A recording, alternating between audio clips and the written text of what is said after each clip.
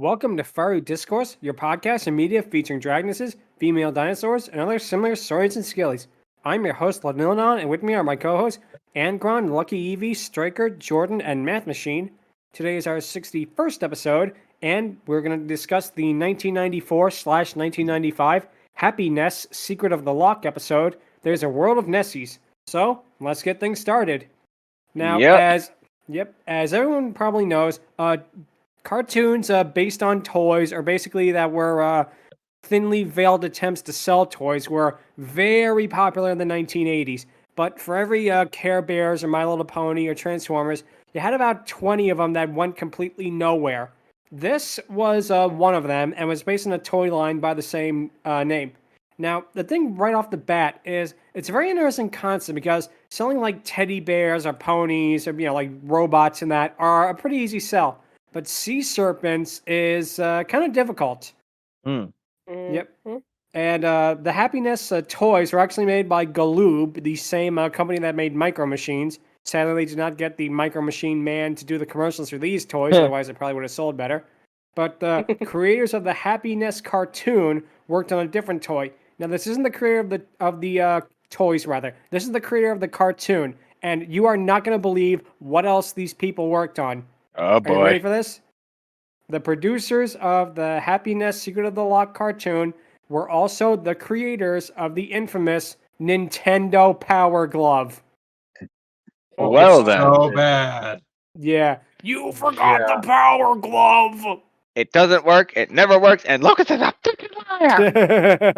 Shout out to Josh Scorcher. Gosh. If only we got an angry video game nerd episode based on this cartoon, too.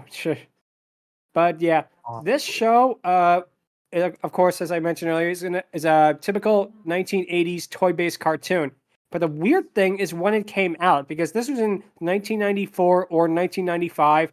The date of when this cartoon actually aired is pretty obscure, and there's not a lot of information about this show online, so I kind of had to do some digging. But I do know by that time, those kind of like toy-based cartoons were kind of going on their way out, are being replaced by more creator-driven cartoons. Stuff like, Doug, Ren and Stimpy, Rocko's Modern Life, Dexter's Lab, those kind of shows, basically. And this kind of might have been the last gasp for a while of like cartoons that were made basically to sell toys. I feel like if this was like 1984, it might not have done, any better, but it certainly wouldn't have done worse, if that makes any sense. This feels like one of those kind of shows that was in production hell for a long time and came out too late.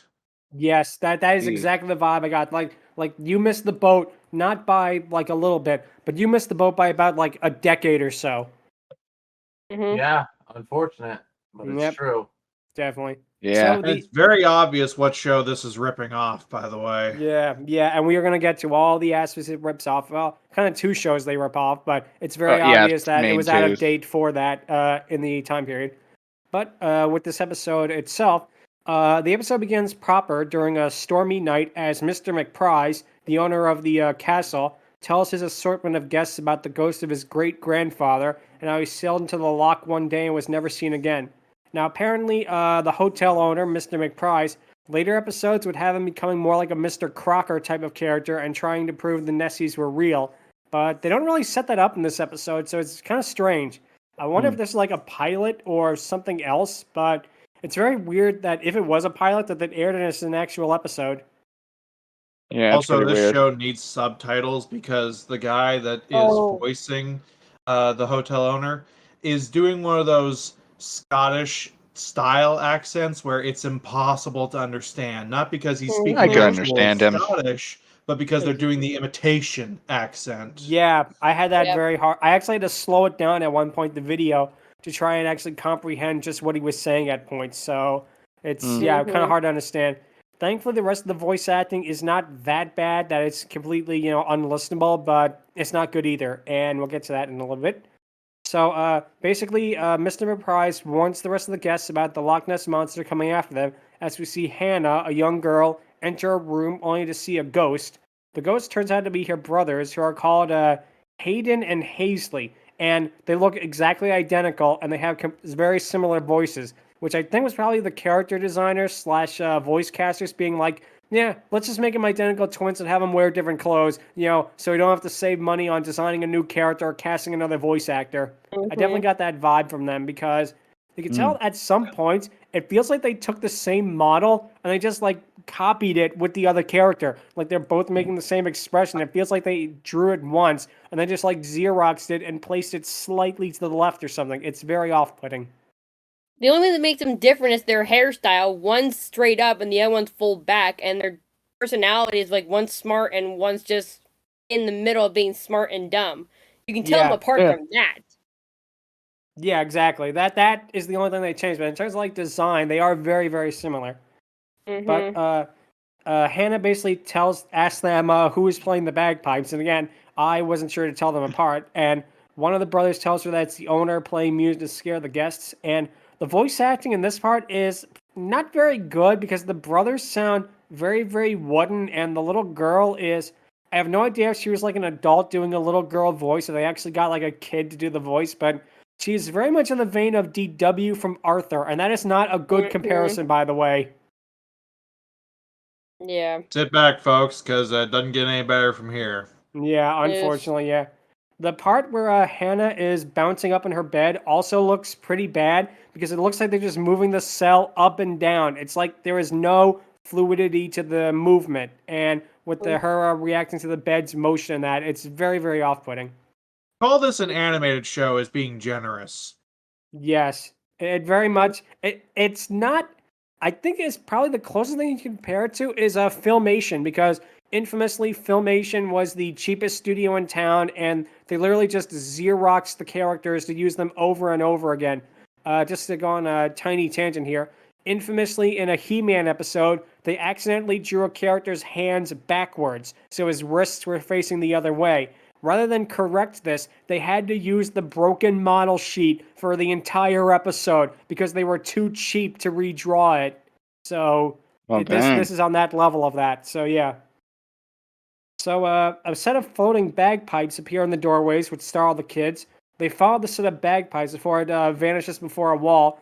And then the brothers argue that it's a kind of a trick or some kind of like a virtual reality device, which, I mean, like, okay, like, number one, you are more skeptical than Dana Scully at this point. Like, oh, it's a set of floating bagpipes. Oh, I bet it's just some virtual reality machine in this, 12th century Scottish castle. Yeah, that's where it just gets weird, like almost a little boring that we have one brother who's like, oh, I don't believe in magic or anything else is gonna be on anything else. Well, her sister and brother are like kind of like halfway, like we do believe, but we kind of don't, but you just make things more boring as you keep explaining it's all fake and illusion. Exactly. It's really weird that they have the skeptical kid as one of the main characters. That's usually the antagonist to the series, not the protagonist. Yeah, exactly. That would be like something that like the hotel owner or somebody would be that type of character, not one of the actual protagonists in that. They enter a secret passageway with another room with a gigantic gem hanging up. The one brother claims that the giant gem is a mirror effect, which, okay, again, hello Dana Scully Jr. And then they run down the passageway. And then something really weird happens. I don't know if it was this copy or if it was animation error, because I watched another upload of this from like a screener copy, and the same thing happens. It cuts from them running down the passageway. It just literally cuts to them on a slide, sliding down on it. There is no transition between the two. Like, not the floor opening up, not them going to the end of the hallway. It literally just, like, they're in one position, then, like, 1 second later, they're in another position entirely. Which makes me wonder if there was, like, an editing error or something. Here's how jarring it is. It actually does cut off mid-sentence what one of the kids is saying. So it feels like we lost 10 seconds somewhere. Definitely. That is exactly right how it feels. And what happens is they land inside of a lake. The brothers muffle Hannah as the set of bagpipes comes to rest in a group of 3 giant pink spheres as a voice tells him how good he plays. Surprise then basically appears on the spheres and rides off. The kids climb on top of another set of spheres that is red and green, although it is not Christmas. And they're afraid that it's a monster. They ride the spheres into an underwater grotto as they head towards a castle-like building. And the pink spheres reveal itself to be the titular Happy Ness. Now, if all this sounds familiar, it's because, yes, it did remind me a lot of Serendipity the Pink Dinosaur, or Dragonite. Now, was this inspired by that? Most Probably likely not, not. because it was very obscure in the West, rather than the United States. But still, it is very, very similar. And Happy Ness herself is kind of a mixture between Serendipity and Princess Celestia. I feel like that would be the best way to describe her. Yeah, a little bit, yeah. Modeled to look like Pinkie Pie. That too. And she has a very appealing design. I like the head tuft being like a hairdo is a really cute touch.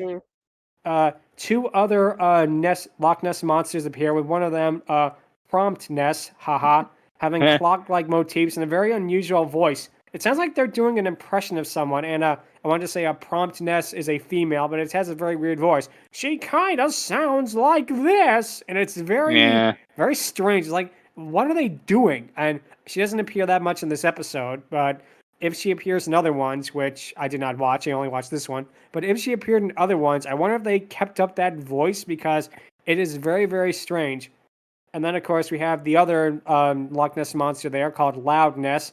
He wears earmuffs, and he screams all of his lines at the top of his lungs. But he is not the most annoying of the Nessies, because it is here we get to see the Loch Ness monster that has the red and green motif, Silly Ness. He wears a jester hat, and he is extremely, extremely annoying. If any of you have seen the infamous movie Santa Claus Conquers the Martians, think of the character Droppo, multiply that by like 5,000, and you have this guy. He is very, very irritating. And I know. Honestly, not that bad. He I could got a be better better. He could be comparison. worse, but yeah, he's definitely. I I'm got sorry, a better Matt. comparison Bizarre. for you. He is what people stereotype bonkers to be. that is a very good point. That is a very, very good point. Actually, you're right. Also, hope you enjoy the Ness puns, because there's more. Oh, There's there's a Not lot. that much a from what I lot, can see. There's a lot more, though. Oh, yes, they are. And basically, the Nessies are preparing a stage show, which they usually do. And it turns out there's an entire civilization of Nessies down there. We then cut to a darker portion called Gloom Lagoon, as we see the episode's villain, Pompous Ness, angrily declaring why she wasn't part of the show. And I'm going to say this right now. Pompous Ness is easily my favorite character because of the voice and the eyeshadow on her design. It is just something that she is the best looking one that isn't Happy Ness, and she's one of the only ones that that seems to have a real personality outside of just like, oh, let's do like the Smurfs and have them be like one note trait kind of thing. I think from my point, I kind of like Darkness. The way that his design is, it's so more menacing than Pompous and the other one of the three. I just love how he looks more male looking than the others. He has that sinister look on his face. You just like, oh my god, this is definitely a more villainous character than the other two. Yes, I'd say Darkness probably does look the best. The problem is he is easily the stupidest. Yes. Ooh, Darkness? Yes. Huh. I suppose. I can kind of see that. And also her other, one of her henchmen is a Darkness. The other one is a Meanness, who does have an interesting pendant. All of the Nessies wear like little pendants that have like some sort of a personality trait or thing related to them. Again, from kind of reminiscent of My Little Pony and the cutie marks. Yeah. Or the Care Bear symbols. Yes, and their other stomachs. Care Bears, freaking MLP, that sort of deal. All of that. And again, it feels very weird that they're trying to rip off like Care Bears and My Little Pony in like the 90s. It definitely feels, again, that it was something out of time.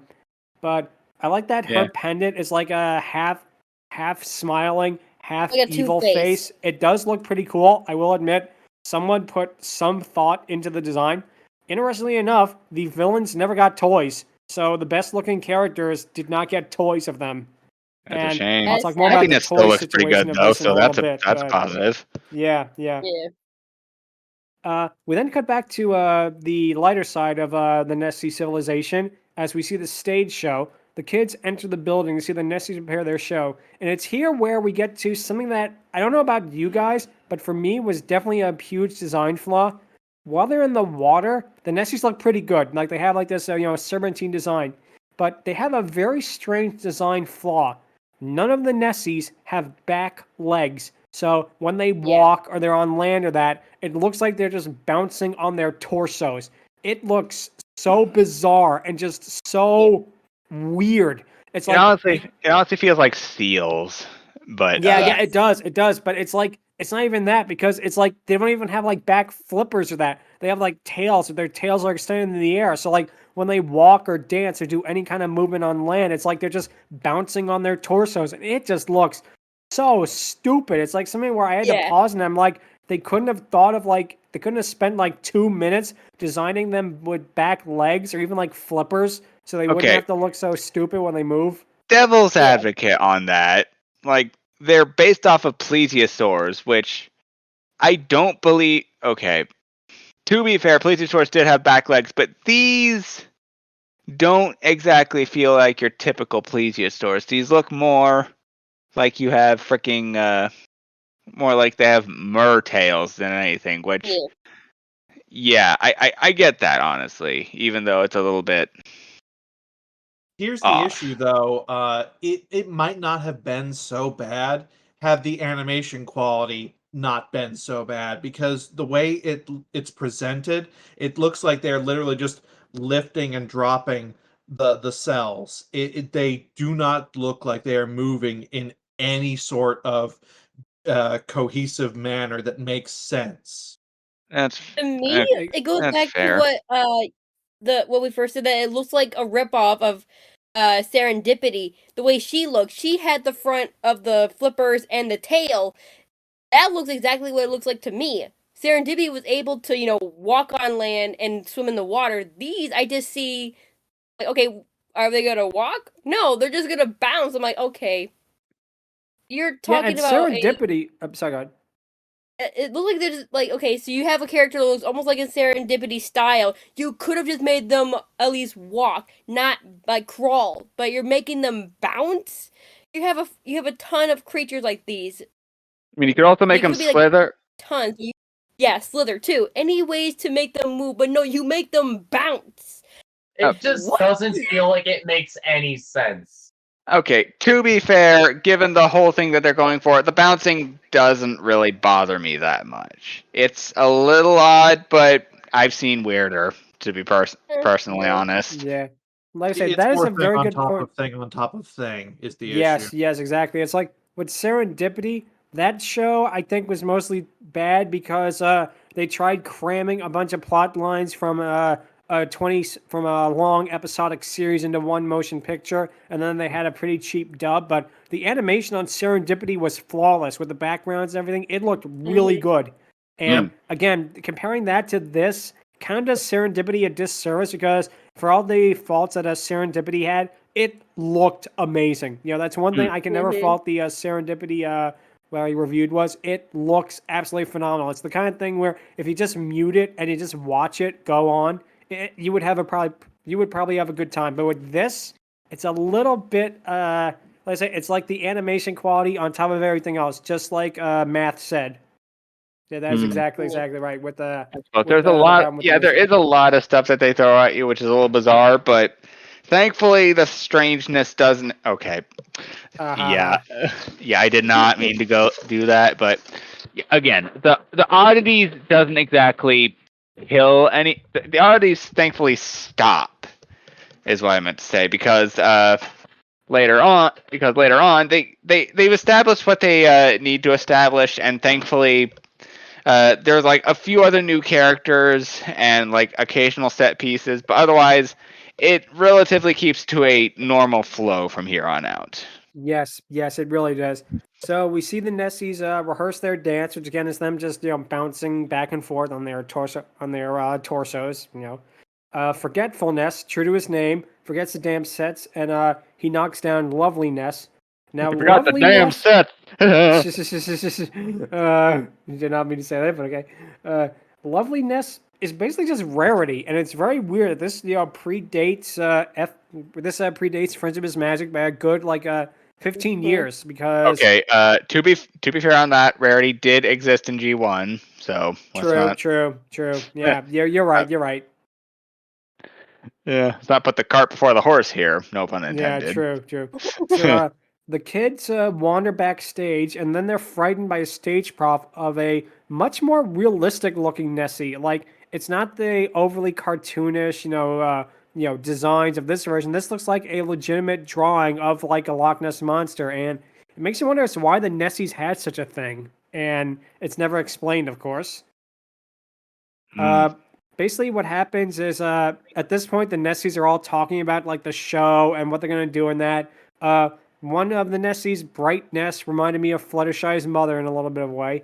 Yeah. And this show, I'm not opposed to like, saccharine, cute stuff in that, but this makes the G3 of My Little Pony look like Samurai Jack. This is really, really just like nothing of value in this thing. I really felt that. At least compared to G3, it looks a little more consistent. Yeah, it doesn't have that like flash level tweening because again, this is all done on cell animation. I will give them credit where credit is due, But then again, on the other hand, this was years before flash animation would even exist. So I feel like if this came out a decade later, they would have just used like flash and motion tweens to make these characters move. Yeah, in many ways, this is presented as Abby's first toy cartoon. Very much so. Very much so. Yeah. The sliding animation of the Stryker, your mic's a little mechanical. Sorry. But yeah, what happens is Mean Ness and that Pompous Ness told Mean Ness and Dark Ness to look for the star, and they see Hannah's shirt, which has a star on it, and they kidnap her.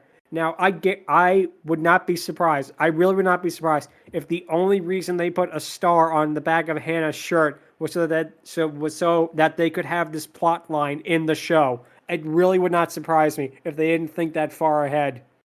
Mm-hmm. When I was watching the first episode, in my mind, I'm like, okay, wait, a star? And again, it goes to the point with Hannah's shirt. I'm like, okay, that can't be right. And my mind goes to Happy Ness's little charm. I'm like, there's a star. They meant her? I didn't go any further. That's the other thing that's weird is that this show doesn't appear to be starring anyone. It appears to be more like an ensemble with the Nessies themselves. And it, again, is very, very unusual that like, it feels like they want to set up like a rivalry between like Pompous Ness and Happy Ness, but they don't. It's like it feels like they had this in like another draft, and then they changed the script. But they were like, "Oh well, we can't change it now. We got to finish this by Tuesday and go out for lunch." It really does feel like that. Like this was a rush production to tie into a toy line. Which is really weird because the show is called Happy Ness, The Secret of the Loch, and then effectively the theme song that they do is about Happy Ness. And she's not the star. That's the thing. The show is not about her. She's the most predominant character. She's the character who I believe appears in the most amount of episodes, aside from the humans, but she's not the star. She's not the main character. It's very, very weird.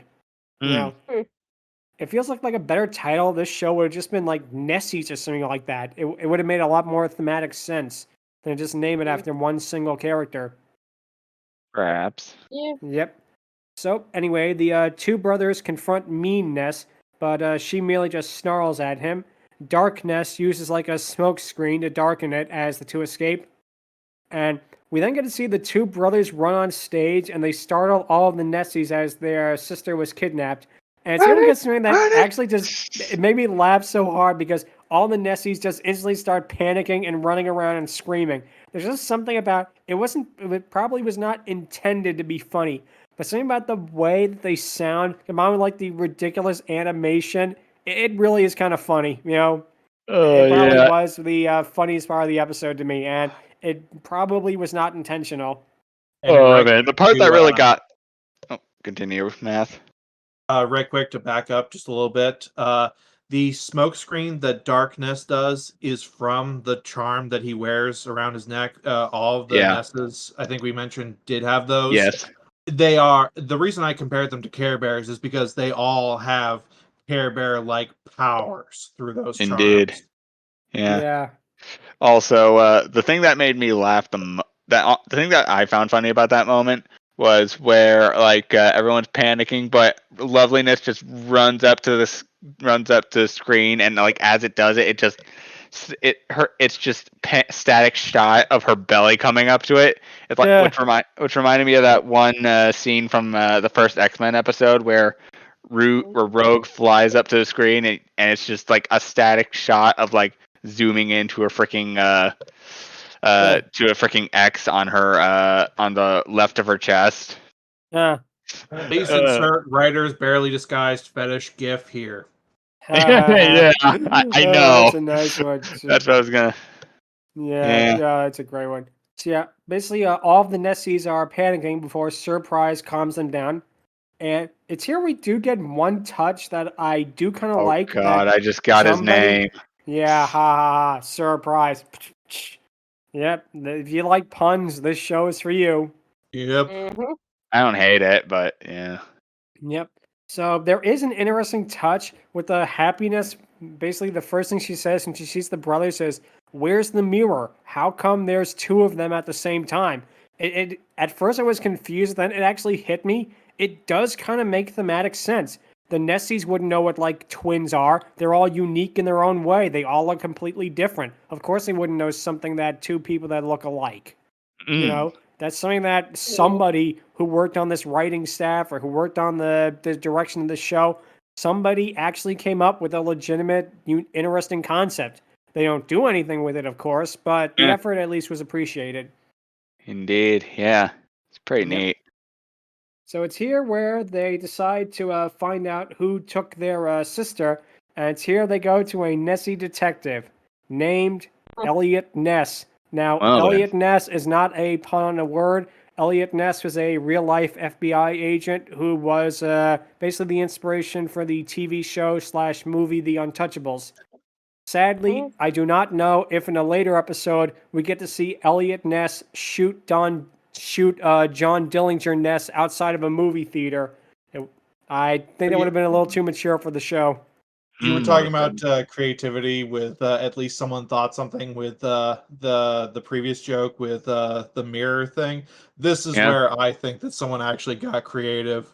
Not only is that a really good pun that no kid anywhere would get, it's also his design. Actually, his fins are curled up like a detective's coat.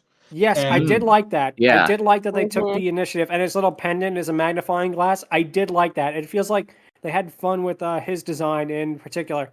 Because I'm an old man, I really appreciated that. Yeah, it's a shame they didn't reference the movie either. You know, you tell your friend that when I beat the rap.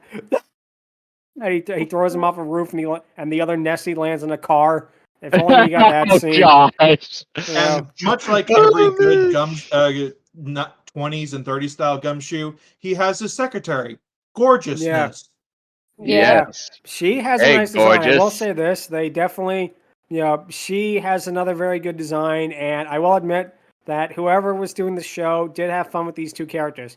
And again, no toys of either of them either. So, missed opportunities. Very much so. A lot of missed opportunities. Yep. So he basically deduces who did it in an instant because he is the apparently Nessie equivalent of Columbo as well. Or Batman. That too. And all of the Nessies are preparing to go to a Gloom Lagoon where Pompous Ness lives, as previously mentioned. There is a nice touch where a Surprise basically asks who wants to help, and literally all of the Nessies step forward to help. That is something that, again, is a nice touch. And it feels like whoever worked on this show cared at least a little bit about it with a little touch like that. But Surprise basically picks happiness, loudness, recklessness, braveness, and forgetfulness to help out. And they all start making their way towards the lagoon. Then we cut back to the lagoon as Pompous Ness is enraged at the arrival of Hannah, while meanness and darkness try to calm her down with flattery, which again was pretty funny. And it's like, oh, your wickedness, your evilness, stuff like that. Yeah, exactly. That was legitimately funny. That actually got a smirk out of me. Mm-hmm. But then we got another pretty big animation error where Darkness is speaking, and rather than do like a lip sync, they just loop his speaking animation 3 times in a row, and it is very noticeable. This was something that I just had to actually pause and rewind it to make sure that it wasn't my eyes playing tricks on me. But no, they actually looped the animation 3 times. I mean, even Deke, even they would only do something like that 2 times. So, what does that say about this thing? Yeah. Now the lip syncing in this series, in this episode at the very least, was bad to begin with, but that took it to a whole new level. Yes, it did. That was absolutely terrible right there. But Mean basically explains that they thought Hannah was the star because she was wearing the star, and Pompous is just completely done with that. She's pissed. Yep. Yeah. Hannah basically bites Mean's finger and runs up to Pompous. She's not afraid of any of them or darkness, and it's here where why Pompous Ness is my favorite character on the show. She has such a great reaction to Hannah being there. Now that we have the great misfortune of being in your presence, what am I going to do with you? It's just something that is really, really, you can feel like whoever wrote this character was having fun with it, Yeah, absolutely. Yeah. But Hannah basically asks for food, which causes Pompous Ness to threaten to eat her, and we do not get to see that happen. No more, sadly. Yeah, thankfully. But surprise arrives with the other Nessies to the lagoon, and they all make preparations for how they're going to get Hannah back. We hear Hannah scream, and we all think that the trio of evil Nessies are attacking her.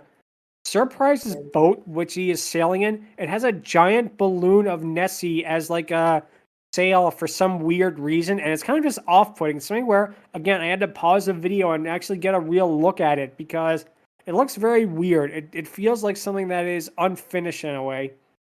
But it turns out that what Hannah is doing, she's actually screaming at the top of her lungs to get whatever she wants. And Pompous Ness, very annoying. No. Okay, actually, this kind of reminded me a bit of freaking, what's it? Oh, yeah. It reminded me of freaking Despicable Me and Despicable Me 2, where, like, Agnes, in the first movie, she, like, holds her breath until Gru submits, which honestly made the scene a little funnier. I could see that. This is one of the first few moments that I saw this kid that was like, oh, hey, she's an actual kid, not an animated.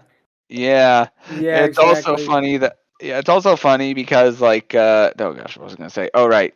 It also reminds me of Despicable Me 2, where like Agnes screams and cracks the freaking minions purple minions goggles. Which and Pompous Ness basically tells the others to get her food just to shut her up. And again, Pompous Ness, most likable character. Oh hell yeah! Even though she's the villain, she's straight up like, do something over the Twitch. Do something. Exactly. Yeah, she is absolutely the best villain in this entire freaking series. Definitely. At the very least, if not most likable character, most relatable from watching. Oh yeah. Yes. Exactly. Happy Ness absolutely gets second place. Well, okay, she might actually get first place, but Pompous Ness is a very close second. Very much so. And the other Nessies invade the castle with, again, another good joke, which is surprising the amount of ratio of, jokes that actually made me smile in this thing. Recklessness is sneak attack is literally him just bursting through the walls, like, no planning whatsoever. It's like, I'm going to do a sneak attack. And he literally just burst through the walls with, like, no preparation. And that actually got a good laugh out of me, Exactly, yeah. Yeah, it reminded me of freaking Sokka's sneak attack, quote unquote, from Avatar. Mm-hmm. You missed the best part. Not only does he burst through the walls, he just sneak attack. Exactly. That's right. Again, okay, that is a legitimately good joke. This show, it has a lot more misses than hits, but it gets a couple of good things in there. I gotta admit that much. But now we get to see the good Nessies and the evil Nessies in their battle, which sadly is not nearly as cool as it sounds. You think like they're gonna fly through the air, like shoot laser beams with their pendants or that? No, dude, like subvert tropes like what freaking the Titanic 3 did with that dog firing a laser ring. Yeah, unfortunately, we did not get anything nearly that cool. Their battle consists of them just splashing each other with water in a way that looks completely ridiculous. Like, do you remember in like a swimming pool when you would like use your hand to like splash someone else with water? That's basically what this is, and it looks completely ridiculous.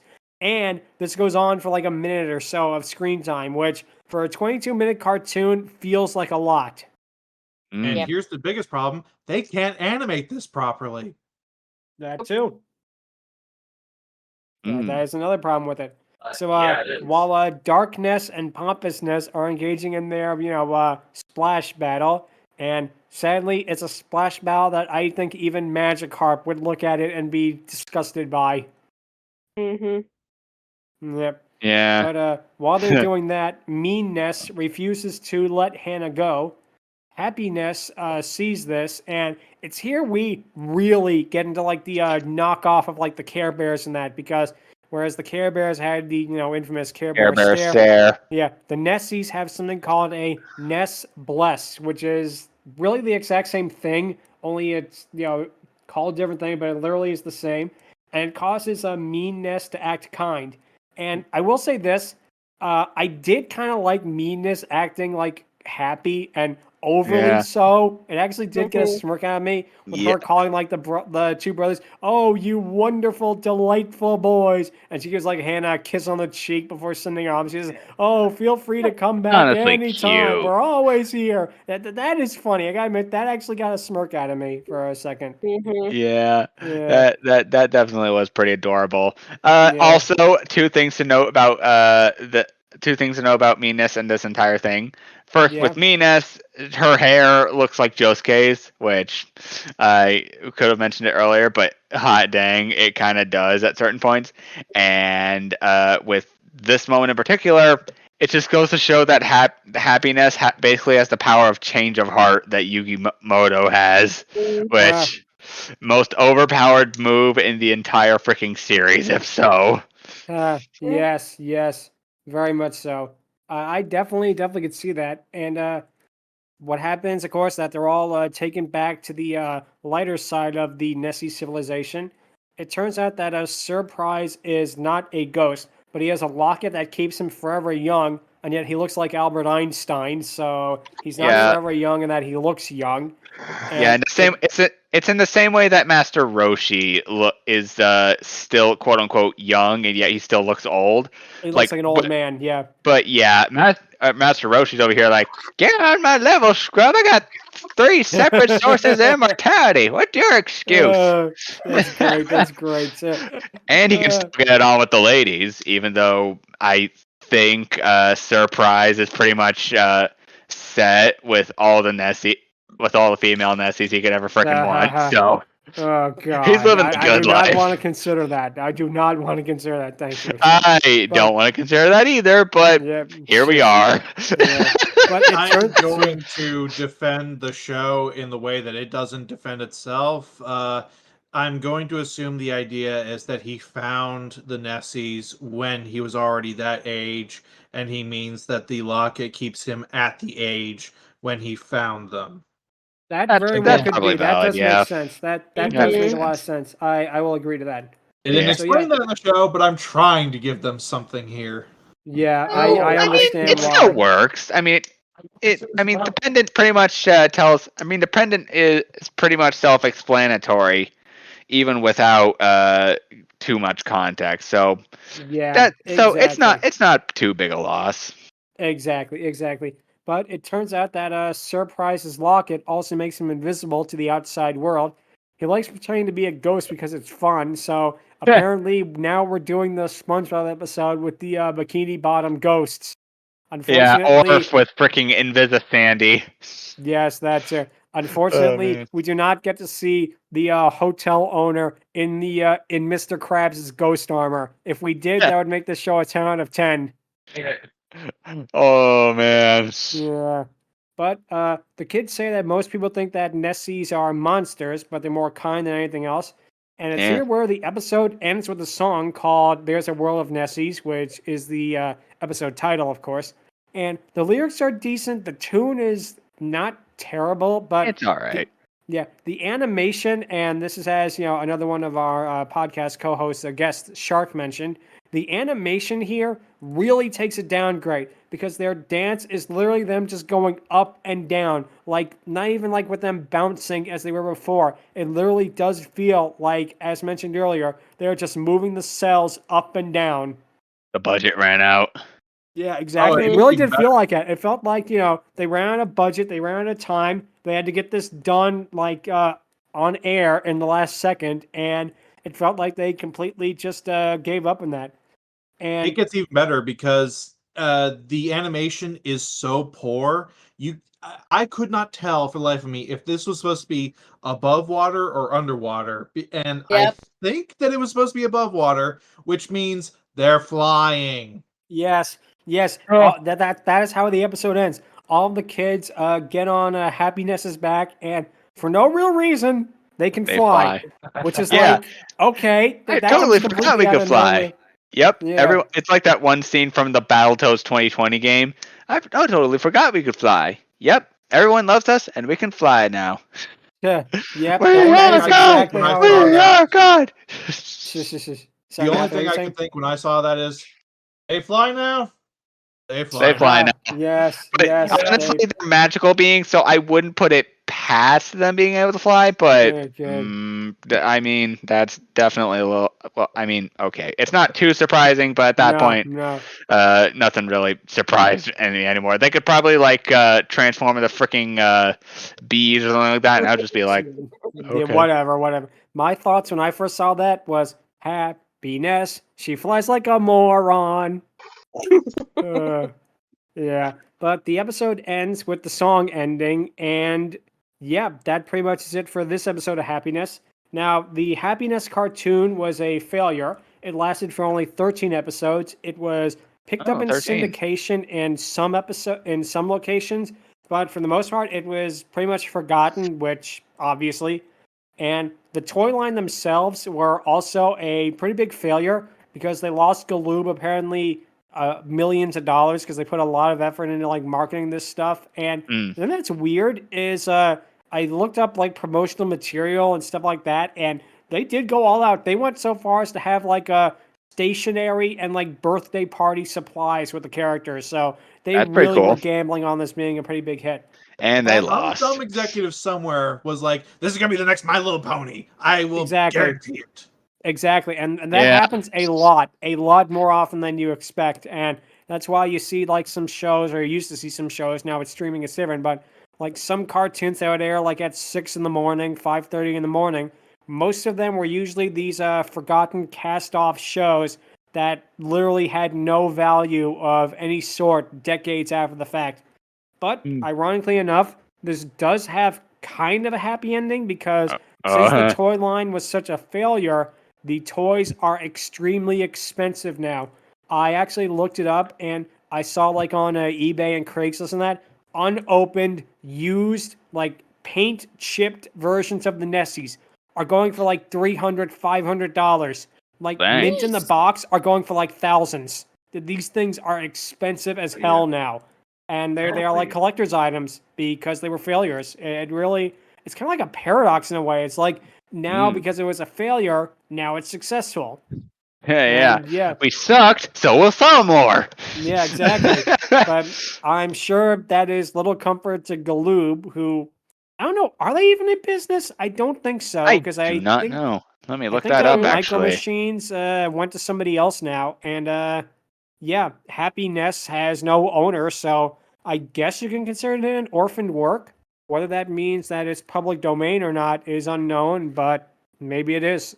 And to pretty much wrap this up, this show for me, I don't know about how you all felt. For me, this show is kind of a disappointment because the concept of it, it was never going to be a winner, but it could have been like My Little Pony G1, where it actually had redeeming value despite being just a toy commercial, or like even Transformers G1, where despite being like a giant toy commercial with not the best animation or plot, it could have had some enjoyment to it, but no, this literally felt like a last-minute draft. It felt like when you have a project at university and you finish it like the night before, doing it at like 3 in the morning. That's what this felt like. Felt like, a last-minute thing. This felt like they literally waited to the last minute to make this cartoon. They rushed it out. they cranked out 13 episodes and they were like, okay, let's go Oh, for we're lunch, knowing that they would never get a second season or needed a second season.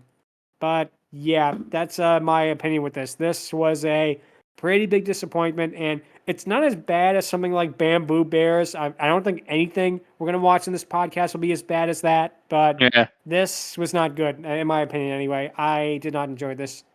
Yeah, that's the problem. I can see the potential here. The creativity sometimes works really well, and the concept overall isn't bad. It's unoriginal, but it's not bad. The issue was every step of the way, the execution was the worst possible they could have gone with. The animation is almost non-existent. The lip syncing is a joke. The voice acting is terrible at the best of times. The plot is nonsensical.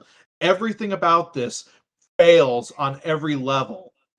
Yes, exactly. You are exactly right there. And again, it's a shame because this did have potential, but to quote famous Mystery Science Era 3000 moment, they just didn't care. Which, they didn't. Well, honestly, though, it did have its entertaining moments, and it did have moments that actively made me glad I stayed and watched. But yeah, I do. It was overall just meh. It was a blatant Care Bears / My Little Pony ripoff, but for it wasn't too bad. It could certainly be better, but it could be a whole lot worse too. Oh, definitely. Yeah, I could definitely see that. But now it is time for the question of the week, which is, what is your favorite failed franchise? Now, this isn't just a franchise that had one season, but it's a franchise that could have been a lot more. And I'm gonna go with one that is kind of obscure in a way, and it's from way back. It was a show called I remember watching it when I was 12 years old, and I actually kind of got into it for a little bit. It was called the Mr. Men Show, based on the books written by Robert Hargreaves. It was good. It was in this is in 2008, 2000 I think 2008, 2007-ish.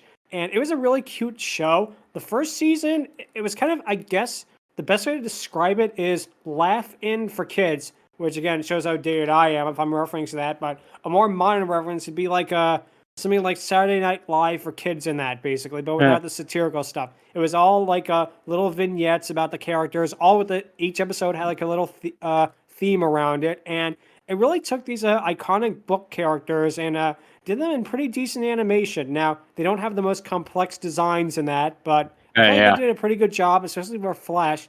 It was done by the same studio that did Hi Hi Puffy Ami Yumi, believe it or not. Another underrated show. Man, that was a fun show. But yeah, what happened is season 2, I don't know what happened. They completely missed the mark by a mile. What happened was that they got rid of some of the characters. I think they changed the concept to where instead of it being vignettes, it still was, but it went on for longer and it was all interconnected, which could have worked, but it made the show just feel really stretched out in a way where it shouldn't have been. It really just, like I say, I liked the first season as a kid, but with them, when I saw the second season, I was like, this is stupid, and I didn't watch it again. And the second season did not last anywhere near as long as the first, so obviously right off the bat, they got less episode orders. And I believe in the U.S., it aired on Cartoon Network, and they did not care about this show at all. They did no promotional material, no nothing. They just it's why did they even get this show? This would have been more sense of Disney Channel or Nickelodeon, but on Cartoon Network, it was really the odd man out, especially when it was on right after Chowder or Ben 10, and to have this very placid little show. It was very weird, but I guess for me, the reason I liked it is it had kind of soothing vibe to it, and sometimes you just want that. You just want to watch a show where you just relax and have a little soothing time to relax you, and that's what it was. But it is a shame because again, it really felt like it could have had a lot more potential, especially because there are literally hundreds of these books and these little book characters, all with one-note personalities. But there's ways you could have done it where it really could have worked out, and they could have been making seasons for years, but they screwed it up, and it really isn't even remembered nowadays. It has no following online, no presence, no nothing. It's like a show that is completely forgotten, and it didn't work because I believe that Sanrio of all companies own the Mr. Men now, and they don't do anything with it. So, yeah, that's going to be my pick for my favorite failed franchise, as it were. The 2007 version of the Mr. Men. That's and Little Miss. That's going to be my pick. Angron, what would your pick be? Oh, to start things off, I would say Mau Mau Appears of Fear. I would have said either Symbiotic Titan for failing in the marketing or advertisement department. I would say Mau Mau Heroes of Pure Heart for being cut soon by work. I would say Mega Man Fully Charged for having a huge build up to a possible next season, but then just nothing. And probably, I don't think anyone said that they would continue the series or cancel it. Who knows? Might be up to Capcom. I would have easily said Wuzzles because, yeah, that series didn't necessarily fail. More like it was a bunch of shit, from the legal troubles to one of the voice actors being, dead. However, I think for my pick, the thing that ultimately dropped the ball pretty dang hard. Oh gosh, what was it? I had it on my head. Oh gosh, it's a franchise. Oh gosh, what was the franchise? It was a franchise oh gosh, I had it on the top of my head. Now it's gone, but it's the franchise that I enjoyed, but really kind of dropped the ball and went kind of nowhere. Oh gosh, what was it? It was a failed freaking franchise. God dang it, I lost it. I had it right freaking there. All right, next for now. No, take your time. It's all right. It's all right. Those are all pretty good choices. Like I say, with all of them, I understand where you're coming from, especially with a lot of them. With like I said, with Meow Meow and stuff like that, a lot of it was that the networks that produce these shows, they don't really, take the time or effort to promote them. It's like they wanted to be a success right out the gate. That's what happened with another good one is Harvey Beaks. That's what happened. Nickelodeon expected it to do like SpongeBob numbers, like the second it came out, and it didn't. And then they just got ambivalence about it, and they screwed it over because right out of the gate, it wasn't SpongeBob level huge. They were like, okay, you're not producing for us. We're not going to air you anymore. And Greenblatt himself was pissed off, and I don't blame him. Harvey Beaks. That was. Your mic is still doing the thing. Yeah, it's all good. It's all good. So, let's go with Math. What would you have to say? Honorable mentions to Road Rovers and Megas XLR. The networks screwed both of those. Megas XLR, nice. Yeah, good choices. My choice would have been Thundercats 2011, but Thundercats has had 3 series now, so I feel that kind of cheats in this regard, even though the 2011 series got screwed royally. Oh yeah, it was a good start, and then they were just like, it got screwed over. Yes, it definitely did. It definitely got screwed. My actual pick, and I've mentioned this in a previous episode, Pirates of Dark Water. No one can figure out why that show died. It was really highly rated, really well watched, really beloved. It's got a huge cult following to this day. No one can figure out why they ended it. They just didn't do anything with it after its initial episodes. Very much so. all right. Yep, that definitely does make sense. Mm-hmm. And it's like that does make sense because like why would they just vanish it like that? Seriously, like, okay, you know what? I think I'm actually gonna go with the Wuzzles because, boy, the stuff surrounding that thing, it was kind of sad.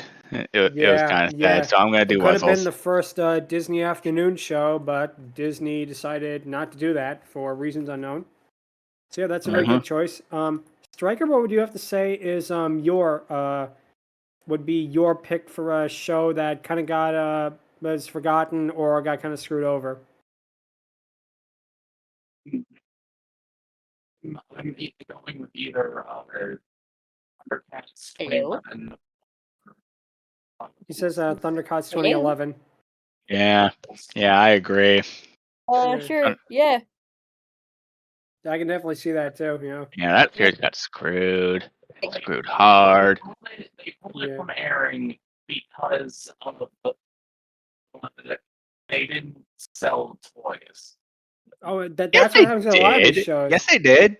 Well, they sold my toys, sister owns one of the toys, actually. Yeah. What it was, they sold toys, but the toys didn't sell. That's what I think he's getting at. They sold toys, but says the toys didn't sell enough. I think that's what happened. That's why they gave up on the show, because, again, they want them to sell. That's what happened with a lot of shows, I think, that, especially around that time with Cartoon Network, if they didn't sell enough toys, they got the X. Or if they had like the wrong Young type Justice of had the same thing happen to them, which is really weird that this happened about the Young Justice and Thundercats 2011, because this was the era where that was no longer a factor.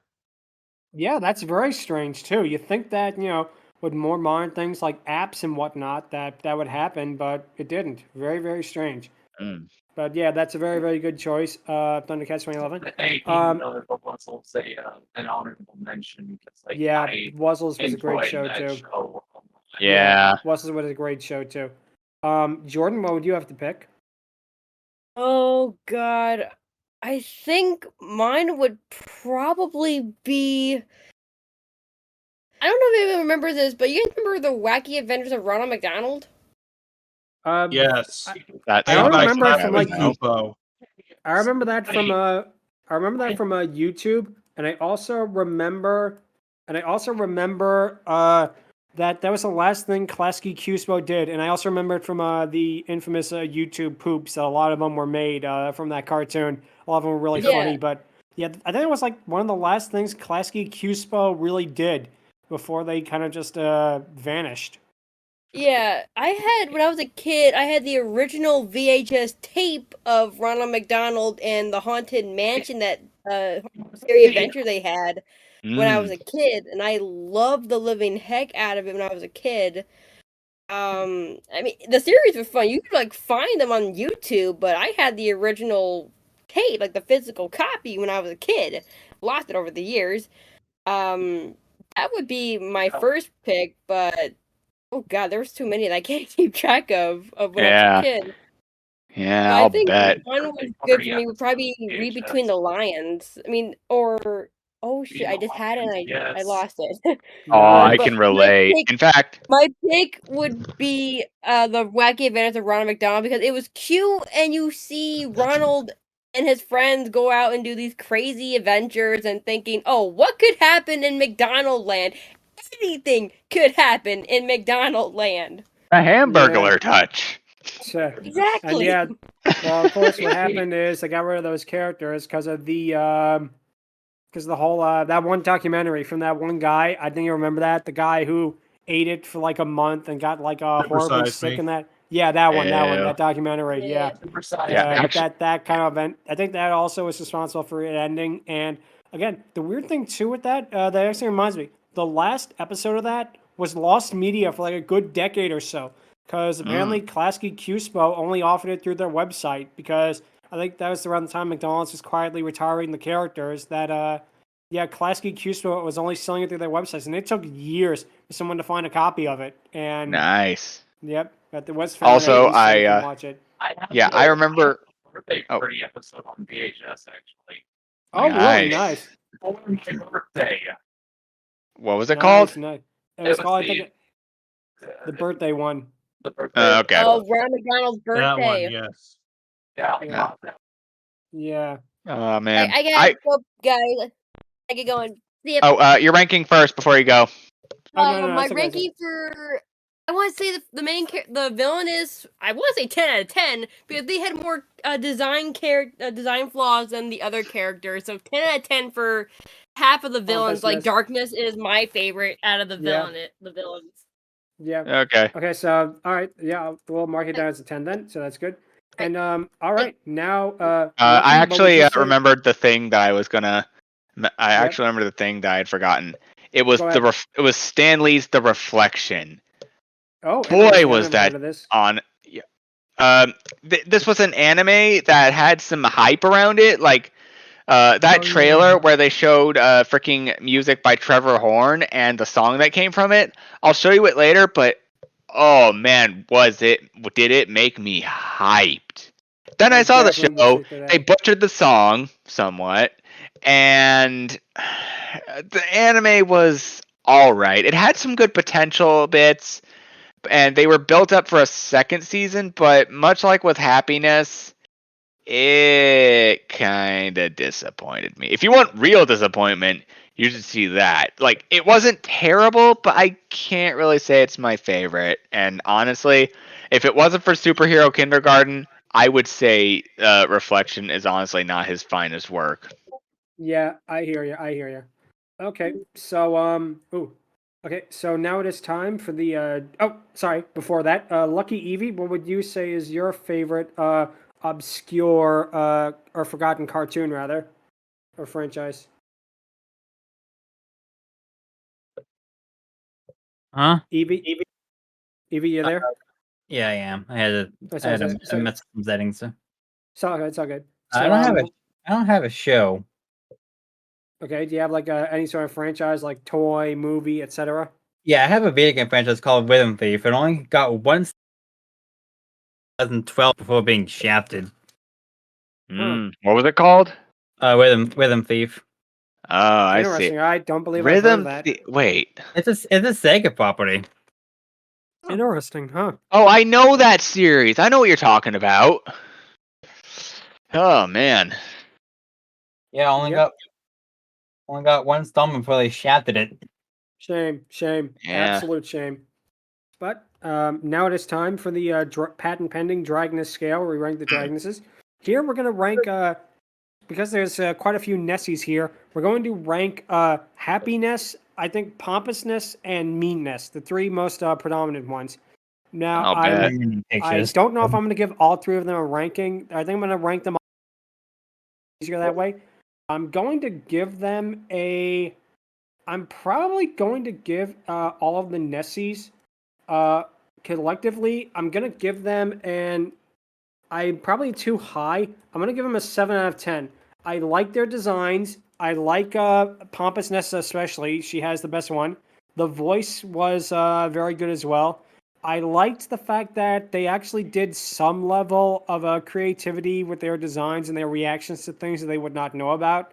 And yeah, I definitely would give them that level of ranking, because I can't give it higher because they're not really fleshed out characters, but at the same time, they do have slightly more personality than, like, say, the Smurfs. So I'm going to give them a 7 out of 10 because of that. Angron, what would you say? Okay, I'll be a little more generous with the rankings and give them the separate stuff they deserve. Okay. So with Happy Ness, she's a 9 out of 10. Just the description of Princess Celestia with Pinkie Pie's design kind of works, which, yeah, her power is kind of busted. She doesn't get all that much attention, but I still like her nonetheless. Pompous Ness, yeah, she's also a 9 out of 10. She's not perfect. She also doesn't get that much screen time, but dang is she relatable, and dang is she really worth being a villain. Dang is she totally worth being the main villain. And then there's Mean Ness, who I will sadly give a 6 out of 10. She's not bad, and that little thing at the end really kind of warmed my heart a little bit, but otherwise she just exists. Also, thing I didn't mention, but when she bears her bricks of teeth like that, it's just not great. Yeah, that looked weird. I gotta give him. Yeah, that really did look weird. I definitely have to agree. So, but anyway, yeah, but overall, I would give them a modest 8 out of 10. They gave it their all for what they were, but I don't think I would seek out. I don't think I would seek it out. Just because yeah, I can understand that. Yeah. I mean, I could watch more of it, but who knows? Anyways, next. There's bad things. Yeah. So Stryker unfortunately had to leave, but before he left, he decided to give them a 6 out of 10. And he mentioned that it reminded him of a lot of TV shows he used to watch as a kid, which is pretty good. Yeah. As previously mentioned, Jordan gave them a perfect score, which I was surprised at, but I can see her reasoning. Math, what would you have to give it? Happy Ness, Pompous Ness, and Mean Ness are the ones we're discussing. I wish we were rating Brightness because she was actually my favorite. Because again, old man math here. She radiates MILF energy and love. Absolutely. Definitely. I can see that. Happy Ness is my pick for the best of the three. Unfortunately, that's not saying much. She would probably be a 7. I found her a bit more tolerable than the rest. Meanness, I just did not like in any capacity. I don't know what, that character just didn't click with me. She's a 5. And Pompous, she borders on 6 or 7. She had some of the funniest bits, but at the same time, just I don't know why I didn't like her design quite as much. I'd say overall, the Nesses in general, probably a 6. This is the 4th Loch Ness monster rating we are giving. I can't believe we're already at 4, and these are easily my lowest. I do like the designs, and I do think that attempts were made, but I don't think that they were good attempts. Indeed. Yeah, I can kind of see them. So collectively, you would give them a. Collectively, I would give them a 6 because I think that while their designs are good, the execution, as I've kept saying, was terrible, and I just did not like these characters in general because of that. Indeed. I definitely could see that. And Lucky, what would you have to say? I'm gonna need pictures. Oh boy. It's all good. So you want me to mark it down as like a N/A for now, or you could just give me the pictures and I'll look up for those. Okay, give me a second here. I'll get him. One second. Just hold on. Because you people are making me realize that sometimes it's best I don't watch these. Yeah. Oh, come on, man. It's not all that bad. No, it's not. It's not. All right. Give me a sec. Fan caps. Found it. Search. And Happy Ness. Not even fan caps have this? What the heck? This show is really obscure. I could not find anything on it that wasn't from like old websites from like 2011 that were like toy collection websites. This show is not even the more obscure ones like with bamboo bears. All right, here is Pompous Ness. Copy image. Yep. I will. I don't know how I found a wiki for this because a wiki exists for everything. That's apparently. Insane. Wow. All right, there's that's a Happy Ness. Pompous Ness. Our apologies to all of our listeners. We're just getting this fixed right here. Because a certain someone doesn't watch the thing. It's all right. I have autism, okay? I have an excuse. It's all right. It's all right. I mean, that's Pompous after Ness, having watched, I can't blame you. Yeah. Well, we understand.